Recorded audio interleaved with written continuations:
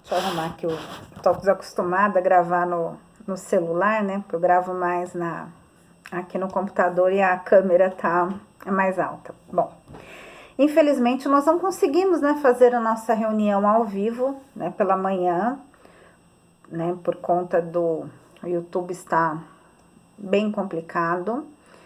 Ele está mesmo bem difícil, né, pra gente poder, deixa eu arrumar aqui mais um pouquinho. Ele tá bem difícil mesmo, mas enfim, não é por isso que a gente vai deixar de atender vocês. Conforme eu falei de manhã, nós começamos, né, as atividades online, em EAD, meio que assim, no susto, né, o governo, ele simplesmente falou, olha, vocês vão fazer, mas ele não deu nenhum respaldo pra gente com relação a isso, nenhum, né, tanto que as ações foram de iniciativa particular, né, de montar o grupo do WhatsApp, de fazer o Classroom, foram ações particulares, né, pessoais da minha parte e das outras professoras da escola, porque o governo não disse, olha, vocês vão fazer assim, está aqui a plataforma, está aqui a maneira como vocês vão trabalhar. Ele não fez isso. E agora, depois de quase 3 meses, né, praticamente, que a gente está em ensino à distância, né, que ele, na semana do replanejamento, colocou para nós, professores, que eles estavam disponibilizando a plataforma Google Classroom, onde os alunos já estavam inseridos, eles criaram um e-mail para os alunos e colocaram nas salas. Aí temos o seguinte problema. O primeiro, eu não consegui acessar a minha sala. A minha sala, ela está com os alunos, mas ela não está habilitada. Eu não consigo habilitar a sala. Então, já começou daí, hein, né, a dificuldade de você mexer na plataforma. Segunda coisa, o que está no nosso Classroom, aquele que nós usamos, não se transfere para o Classroom do governo. Ele fica, ele não tem como, são salas diferentes. E eu acho que é um prejuízo muito grande, de verdade, não tem como importar.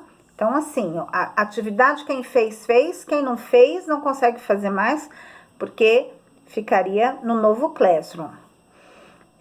Eu não sei dizer a vocês como que vai ser essa migração, se tem, enfim, eu particularmente, de verdade, eu acharia melhor continuar com o Classroom que nós já estamos usando, e se o governo aceitar como plataforma oficial, beleza.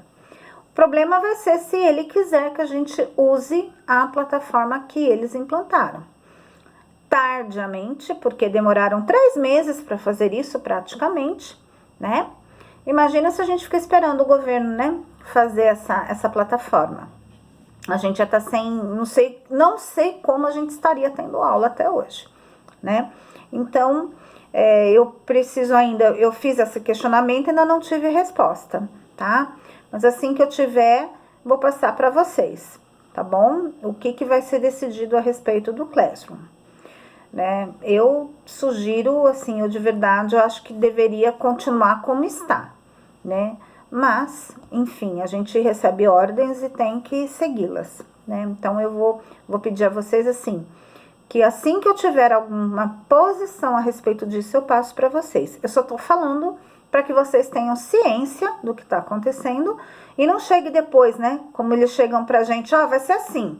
E a gente não tá nem esperando, não tá nem sabendo nada e a gente tem que se virar nos 30 para fazer. Bom, então, essa parte do Classroom que eu queria falar para vocês. A segunda coisa,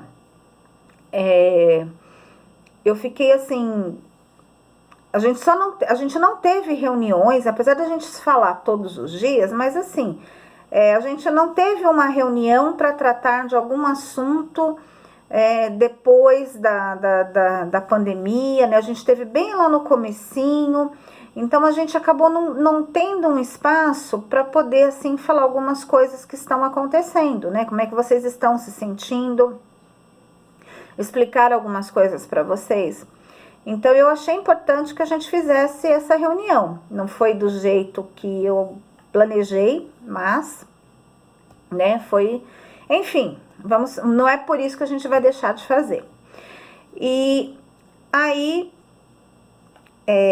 pelos levantamentos, né, eu senti a necessidade de trazer algumas questões.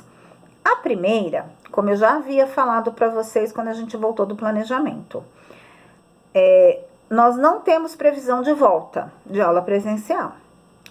As previsões mais otimistas dão conta de final de julho, as mais pessimistas em setembro. Então, mais de concreto, de verdade, a gente não tem nada. Então, se eu falar para vocês que vai ser amanhã, daqui um mês, daqui uma semana, 3 meses, eu não sei, né? Não sei mesmo.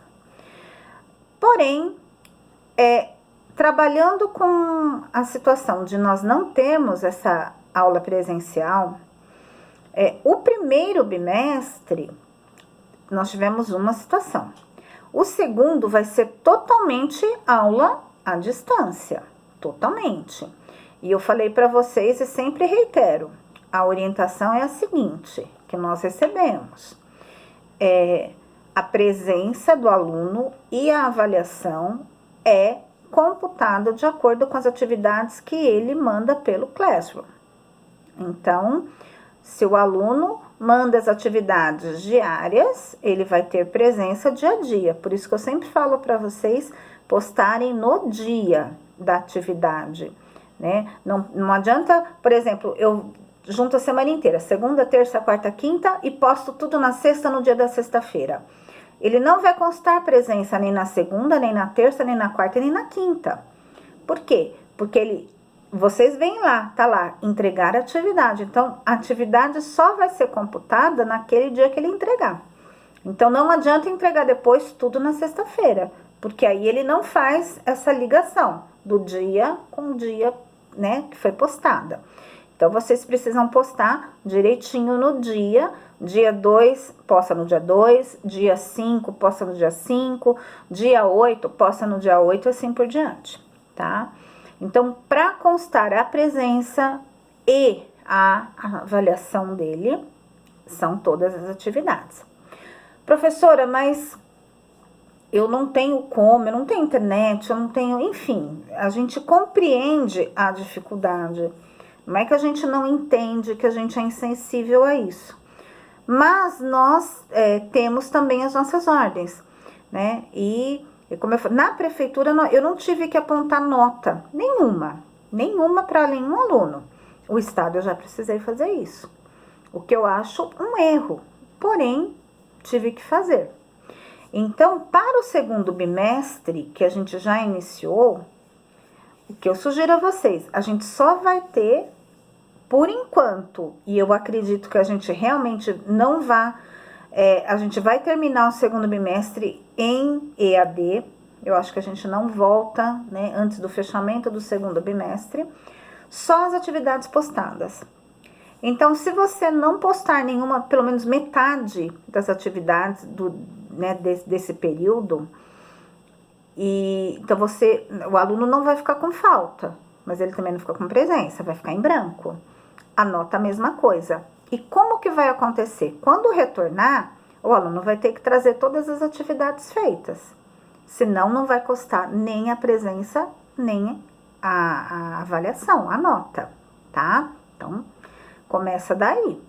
Segunda coisa, o aluno vai ser... E se ele também não tiver nenhuma atividade, ele vai ter que ele vai ter que passar pelo programa de recuperação. Que eu acredito, não tô falando que vai ser assim, mas a única maneira que eu enxergo como se dar a recuperação é no contraturno. Ou seja, o aluno fica num horário diferente da escola, tá? Então, são questões que eu tô trazendo para vocês, para que vocês analisem, vocês pensem, tá? E que vocês vejam a importância de realmente tentar fazer com que, pelo menos esse bimestre, as atividades sejam colocadas dentro do limite de dias, né, que vocês consigam. Não deixem acumular, não deixem para depois, porque senão depois a coisa vai ficar complicada, tá bom? Para todo mundo, tá? Posto isso, né, eu falei agradeci bastante, né, falei que da minha visão que eu estava tendo da sala, para mim, eles tiveram um desenvolvimento muito grande, e isso se deve principalmente à presença de vocês, a postura de vocês estarem ajudando, né? Eu sei que para muitos é difícil, né, estar na linha de frente, mas para as crianças isso está sendo fundamental. Então, vocês estão de parabéns, né? Eu fiquei muito feliz com as devolutivas que vocês me trouxeram das avaliações. Né? Muitos falaram, olha, professora, ele leu sozinho, nem precisei ajudar muito. Outros falaram, olha, ficou nervosa, mas depois que eu acalmei, que eu li, né, assim, fez tranquilo.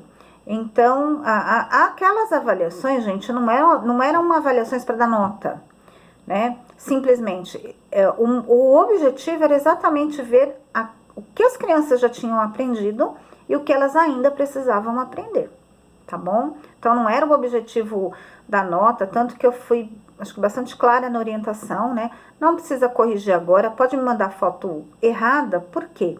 Porque aí eu vou perceber aonde eu preciso trabalhar mais com as crianças, tá? Então, eu fiquei, assim, bastante contente, né, com as devolutivas que vocês deram. Eu acho que foi bem legal, né? A gente pôde ver realmente que as crianças estão num processo de evolução, né, de aquisição de aprendizagens. Isso é muito importante. Seria ruim se eles não avançassem, né? Se eles estivessem parados. E pelo que eu percebi, não. Eles estão avançando. Alguns mais rápidos, outros nem tanto, mas isso é perfeitamente normal num processo de aprendizagem, principalmente de alfabetização.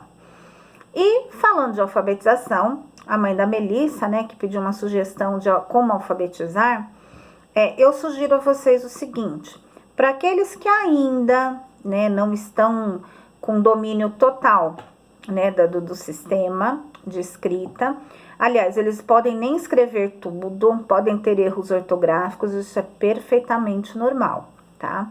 Então, mas para aqueles que ainda não conseguiram, por exemplo, gravar as vogais, que esse é o nosso ponto de partida, né? Que as vogais são 5 letrinhas, elas estão presentes em todas as palavras que a gente fala, que a gente escreve. Então, para eles é mais fácil fazer essa conexão. Então, o que eu falo para vocês? Peçam para as crianças lerem. Escrevam no caderno mesmo, pode escrever A, E, I, O, U. Mas não fala o que você escreveu. Você escreve, aí você mostra uma letra aleatória, não necessariamente o A. Você mostra uma letra e fala assim, que letra que é essa aqui? Aí você vai ver se ele vai saber. Se ele falar certo, aí você passa para outra. Se ele falar errado, até ele acertar todas, você vai U, I, E, A, O, tá bom? Vai tomando a leitura aleatória. Professor acertou tudo, beleza. Professor, ó, errou o O, confundiu o O e o U. É muito comum essa confusão. Quando a criança confunde, aí você lê certinho na sequência, ó. Vamos lá.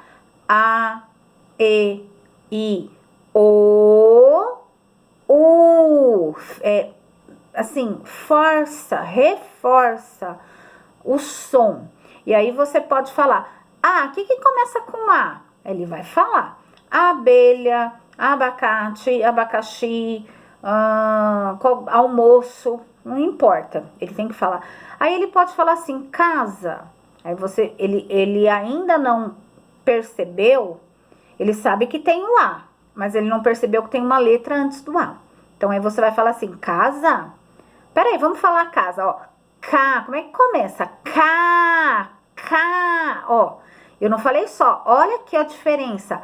A, K, é igual? Então, você vai fazendo esse exercício para que ele perceba a diferença, que o som não é o mesmo. Se o som não é o mesmo, a letra também não vai ser.